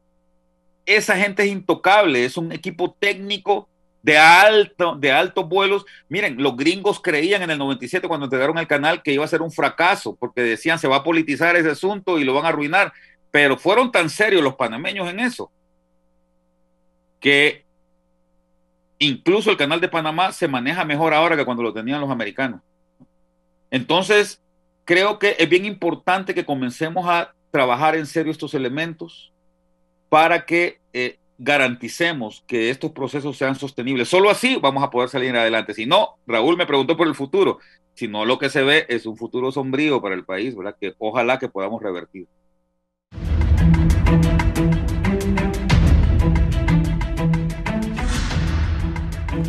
Bien, vamos al cierre. Ministro, le deseamos la mejor de las suertes. Usted es el coordinador del gabinete de gobierno y ojalá que lo mejor para el país con este plan de reconstrucción después de ETA y IOTA. Y como decía Julio Raudales, ojalá que no, pero tiene razón, que haya duda sobre el país, pero ojalá que los organismos internacionales colaboren y bastante. Ministro, sus conclusiones y qué le deja dicho al pueblo para que abrigar esperanza de que vamos a salir adelante. Bueno, Raúl, yo creo que Honduras tiene ya ejemplos donde podemos salir adelante haciendo las cosas sosteniblemente. Uno de los grandes ejemplos es el corredor seco, que increíblemente esa gente está dedicada a cuidar las cuencas. Se hicieron reservorios de agua, pequeñas represas, tienen sistemas de riego. Y mire, el canal seco antes quedaba mazorcas así chiquitas, ahora está produciendo 25 millones de libras para Honduras. Eso quiere decir que sí lo podemos hacer. Ahora, estamos destruidos, pero no estamos aniquilados, ¿verdad? Como dice San Pablo, abatidos, mas no abandonados. Honduras no está solo. Vamos a salir adelante de esta con el acompañamiento de todos. La esperanza es el rasgo más significativo de todos los hondureños y saldremos adelante. Ingeniero William Hall, ¿qué es la prioridad en este momento en el Valle de Sula? ¿Qué necesita la empresa privada, el pueblo de la costa? ¿Qué apoyo puntual, el más urgente que necesita el gobierno? También gracias, William, por estar esta mañana con nosotros. Micrófono, William. William, el micrófono. Bueno, muchas gracias, Raúl. Yo creo que lo primero es continuar con salvando vidas. Todavía creo que esa fase, si bien es cierto, se ha avanzado mucho, pero todavía el gobierno tiene que seguir viendo que no vayamos a perder más vidas en estos eventos. De ahí, obviamente, como decía el ministro Madero, viene el tema de reconstruir bordos, limpiar las áreas afectadas, ayudarle a la gente a limpiar sus viviendas, mandar tanques de agua para que ellos sientan que hay una solidaridad y hay un acompañamiento en esta desgracia que estas familias han sufrido. Eso es como lo inmediato, Raúl, pero yo sí quiero que, y eso es muy importante, quiero dejarlo muy claro, eso es sumamente importante, pero también tenemos, como bien decía Camilo Atala, tenemos que pensar en grande. Y Honduras tiene que pensar en grande, los hondureños tenemos que pensar en grande. De esta crisis no vamos a salir pensando en pequeño, o nos vamos a estar 20 años más para poder salir. Tenemos que pensar en grande, y para pensar en grande tenemos que pensar también en ir generando nuevos instrumentos de desarrollo que le permitan a las áreas ser ellas gestoras de su propio desarrollo, de su propio beneficio, Y es ahí como yo creo que en término mediano es donde viene la creación en este caso sería la entidad del Valle de Sula, que posteriormente se pudiera llevar a la entidad del Valle de Aguán, la entidad del sur de Honduras, la entidad de las diferentes áreas, ya sea por cuenca como estaba en el Plan de Nación o bajo cualquier otro territorio estratégico, pero que le permita a los mismos sectores ser ellos sus propios gestores de su propio desarrollo.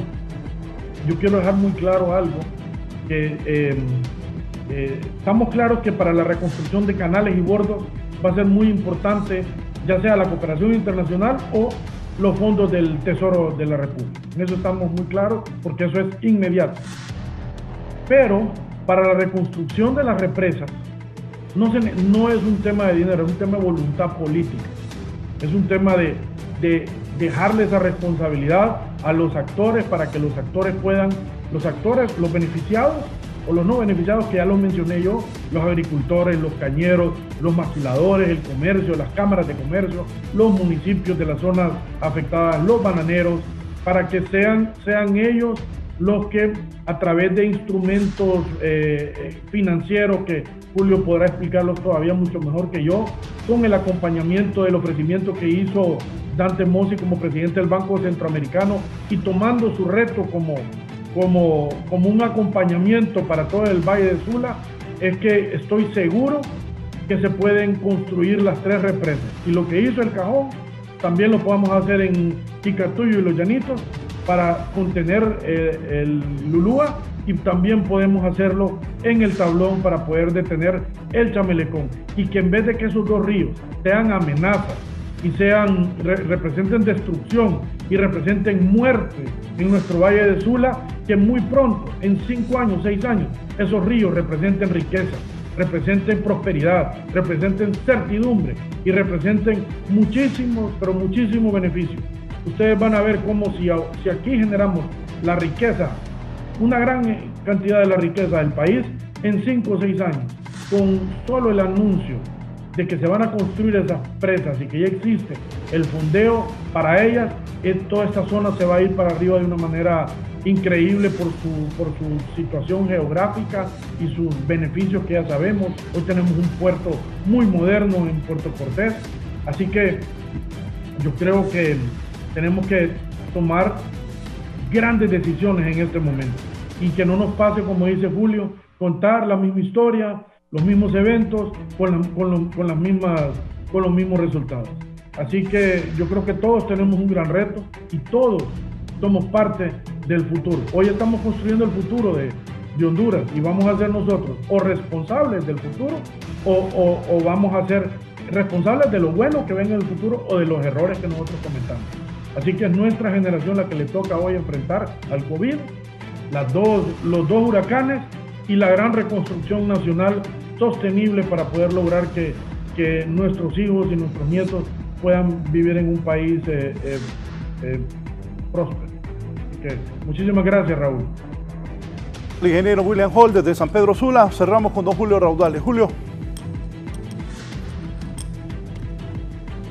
Muchas gracias, Raúl, por la oportunidad.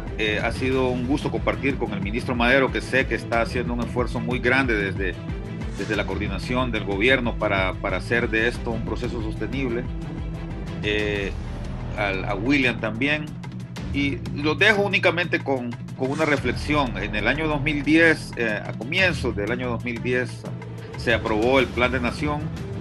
Este plan estaba basado en la administración adecuada de las cuencas hidrográficas por parte de la ciudadanía, centrada en las potencialidades que cada territorio del país puede tener. La idea era esa, justamente la que mencionó ya William, crear un consejo o una entidad de desarrollo, no solamente pensando en el tema de protección, pero fundamentada en el tema de protección, ¿verdad?, de la cuenca hidrográfica y de los elementos adecuados para prevenir cualquier tipo de desastre que puedan darse dependiendo de las características geográficas de cada una de las subregiones del país. Entonces había, sí, en efecto, el Consejo o la Comisión Ejecutiva del Valle de Sula, junto con el Consejo Regional de esa primera región del Valle, que es la región número 1, pero también estaba el Consejo Regional y la Comisión del Golfo de Fonseca, ¿verdad? Como bien dice William, estaba también la Comisión del Valle de Aguán, estaba también el Consejo Regional de Valle de Olancho, el Consejo Regional de la Cuenca del Río Lempa, y la idea era fortalecer a la ciudadanía, a los entes ciudadanos, para que administraran de forma adecuada no solamente, repito, los riesgos, sino también las potencialidades. Es decir, transformar ese riesgo que significan el río Ulúa y Chamelecón, más bien en fuente de progreso para el país, ¿verdad? Transformar al río Choluteca en fuente de progreso para el Golfo de Fonseca, por ejemplo, o todo este asunto de la biodiversidad que hay ahí, ¿verdad?, en el Golfo, y así sucesivamente. Lamentablemente no se le dio seguimiento. Lamentablemente los ministros, y tengo que decirlo con nombre y apellido porque yo fui uno de ellos, los colegas, no estaban interesados en aquel momento en perder la posibilidad de administrar ellos mismos su presupuesto y no ciudadanizarlo. Los mejores ejemplos de procesos de desarrollo inclusivo y sostenible en el mundo Brasil, Colombia, en el sudeste asiático, se dan cuando se ejerce la posibilidad de que los presupuestos sean ciudadanizados. Vamos, tomemos ese camino y les aseguro que las cosas van a cambiar. Yo creo que hay que ser optimistas. La situación es difícil, pero como bien decía el ministro Madero, no estamos totalmente vencidos. Vamos adelante, vamos trabajando con entusiasmo y saquemos a nuestro país de una vez por todas de la pobreza. Muchas gracias, Raúl. Gracias a don Julio Raudales. Ojalá que las personas que formen este gabinete de reconstrucción sean personas honestas, que tengan visión del país, que esto que Julio ha relatado y que lo hemos vivido la mayoría de la gente de nuestra edad, que esta vez se haga realidad, porque ya viene el nuevo invierno. Y ese nuevo invierno quiere decir que se puede volver a inundar todo el Valle de Sula. Hay que apurarse. Que ojalá la comunidad internacional nos apoye, pero que haya credibilidad en las personas que estén al frente para que no digan que los hondureños se robaron las cosas y no hicieron nada. Miren, eso de los Llanitos y Catullo, el Tablón, esas represas, tengo años de escuchar. Y muchos de ustedes que nos están viendo también, siempre me acuerdo de Elvin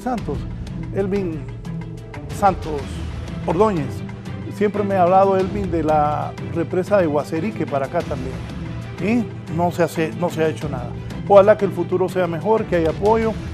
Me parece correcto que los que aspiran a ser presidentes del país, el gobierno hable con ellos y les muestre cuál es ese plan de reconstrucción para que haya una guía para los que vengan en noviembre del otro año, ya para estas fechas, sería 24. En un año exacto tendríamos que ir a elecciones generales para ver si sigue el Partido Nacional o el pueblo los quita. Esa es una decisión que usted a través del voto va a tener. Vamos rápido a un resumen informativo.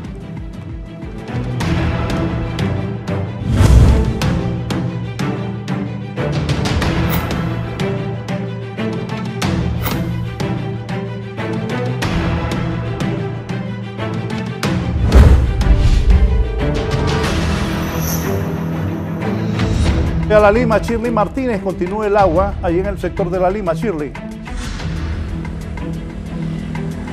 Buenos días, licenciado Raúl Valladares, participantes del foro La Entrevista. Estamos haciendo un recorrido en estos momentos por las calles que todavía se pueden circular en vehículos, sin embargo, están inundadas, al igual que todo el municipio, sus principales calles y avenidas. En este momento, pues atravesando ya el sector La Tela, que colinda con la colonia El Caimán, las cuales ya se acaban de inundar hace unas horas, ya que el día de ayer pues lucían despejadas. Sin embargo, nuevamente el río Chamelecón, al estar desbordado, pues continúa ganando más territorio en este municipio que ha sido una ciudad mártir durante el huracán ETA y ahora pues durante Iota, y por supuesto según las autoridades de Copeco continuará de esta manera debido a que han pronosticado más lluvias y un frente frío para las próximas semanas. Esta es la colonia El Caimán ya, que está, como ustedes ven en pantalla, completamente inundada, y las personas que están ingresando pues es a traer y a vigilar algunas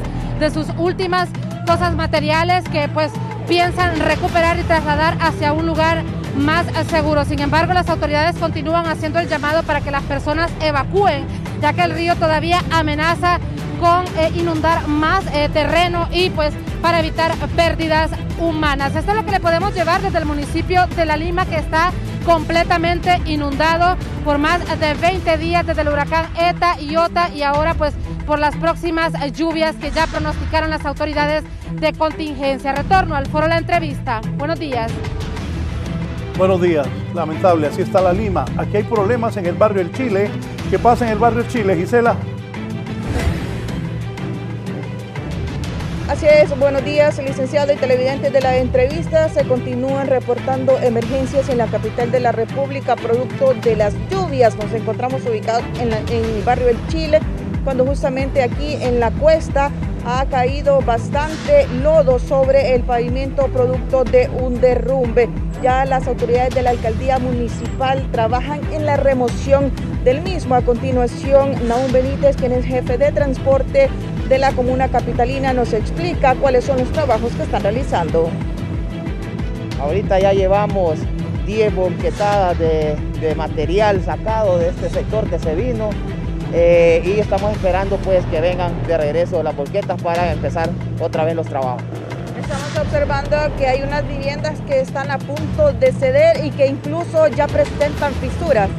Ok, ya pues está el diagnóstico del Comité de Emergencia de la Alcaldía Municipal, el CODEN, que hay 6 viviendas que ya no se pueden habitar. Ya se habló con todos los vecinos de esas 6 viviendas que ya se tienen que desalojar y ya pues la zona queda de alto riesgo. Otro incidente similar a este ocurrió en la colonia San Francisco cuando varios árboles cayeron sobre el pavimento de la calle principal, obstaculizando el tráfico vehicular y de personas. En próximas ediciones de 11 Noticias le ampliaremos esta información. De momento devuelvo con usted al set principal de la entrevista. Buenos días. 6 casas que sus habitantes tienen que salir por el peligro que corren al estar viviendo ahí en el barrio Chile. Voy ahora al muelle de cabotaje.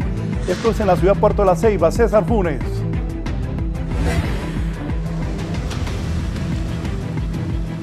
Así es. Buenos días, compañeros de la entrevista. En efecto, estamos desde uno de los extremos del muelle de cabotaje. Lamentablemente, nuevamente se ha quedado encallada una embarcación en este sector atlántico del país. Como observan, la embarcación Capitán Bambino, ya a esta hora de la mañana se confirma que prácticamente ha quedado encallada en el mismo sitio donde quedó encallado otra embarcación de nombre Mónica hace unas semanas atrás. Lamentablemente la situación en el muelle de cabotaje de esta ciudad de La Ceiba es compleja. El tema del dragado es urgente, ya que la profundidad para muchas embarcaciones no es suficiente. Y como observan ustedes, ya a esta hora de la mañana algunos pobladores de este sector están viendo cómo logran recuperar, según lo que han manifestado algunos vecinos de aquí de la zona. Los miembros de la tripulación han autorizado para que puedan recuperar algún tipo de comida, que es lo que llevaban algunos miembros de la tripulación. Solamente el producto, en este caso nazas y otras que iban hacia el sector insular del país, les han solicitado que no lo extraigan. Así que eso es lo que se está manejando a esta hora de la mañana, cuando también en este momento pues una de las embarcaciones también estará tratando de ingresar a este muelle de cabotaje de la ciudad de La Ceiba. Es la información que tenemos, compañeros. Por supuesto, más detalles en las siguientes emisiones informativas de 11 Noticias. De momento, retornamos con ustedes. Problemas en todo el país producto de las lluvias. Se miraba bravo el mar ahí en el muelle de cabotaje de la ciudad Puerto de la Ceiba. ¿Y Honduras va a tener o no va a tener la famosa vacuna contra el coronavirus? ¿Qué hacen las autoridades de salud? Nos vamos con esto. Víctor Valladares, tengan todos buen día. Muchas gracias, licenciado Raúl Valladares. ¿Y quién más que la doctora Yolani Batres nos hable de este tema? Ella es la representante de la Fundación Gavi en Honduras, que es la institución a través de la que se adquiere esta vacuna, doctora. Entonces, ¿cuál es la realidad en este momento del país para acceder a esta vacuna? Bueno, quiero comentarles y a garantizarle a la población de Honduras que la vacuna va a llegar a Honduras. Que el Estado de Honduras en el mes de julio firmó una carta de intención donde garantiza que la vacuna va a llegar. Honduras es parte de Gavi, es parte de COVAX. Hay 180 países que formamos parte de COVAX. ¿Qué es COVAX? COVAX es el pilar fundamental para la investigación, para la producción y para la distribución equitativa. COVAX va a garantizar que estos 180 países, independientemente que sean millonarios, pobres, mediana economía, va a garantizar que la vacuna llegue. Como Honduras fue uno de los primeros países que firmó esa carta de intención, COVAX le va a donar 20% de la vacuna para cubrir al 20% de la población hondureña. Aparte de eso, Honduras está haciendo una negociación aparte para comprar otro 20%, ¿verdad? O sea que ahí ya tenemos para 40% de los 10 millones de hondureños que tenemos. Muchas gracias. La doctora Yolani Batres, la voz autorizada en nuestro país para hablar sobre este tema de esta vacuna. Licenciado, yo regreso con usted al set principal.